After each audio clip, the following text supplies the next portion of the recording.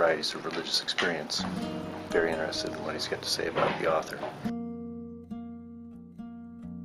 I think he would have a considerable interest in the landscape today, religious landscape today. Although some stuff we're 100 years further downstream. It's harder to believe in psychic phenomena in many ways. But I think the belief that the human being has mental powers which are up to dealing with the universe, that wouldn't change. He said James was one of the unacknowledged founders of the movement. And I have various friends in AA, although I'm not in it myself, who say that they reread the varieties because it's so much better written than the big book. And the big book's not bad, not at all, but it's on the same principle as the varieties, which is testimony, testimony, story after story after story. We're not generalizing about St. Teresa and about the person in the slums. We're hearing them and their story.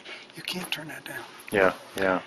But what it would have been like without James, I don't know.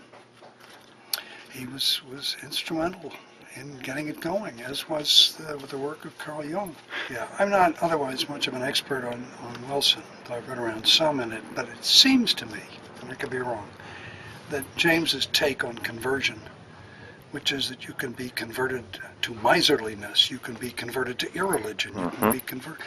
That conversion is a psychological process. Yeah. It's not a religious final destination. Once you look on it that way, then you need to be converted to sobriety. Yeah. And once the mechanism of conversion is seen not to lose any of its strength for losing its traditional religious halo, then a lot can be done. It becomes a powerful tool. Yeah.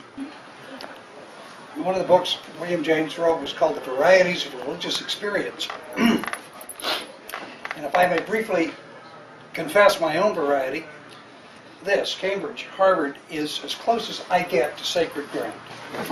I spent 11 years here. I loved it. I've been chasing the spirit of William James around ever since. And it's very exciting for me to be here tonight, where I am so close I could throw a stone and hit the Arrow Street lodging that William James and his wife lived in shortly after their marriage. It's just right over there.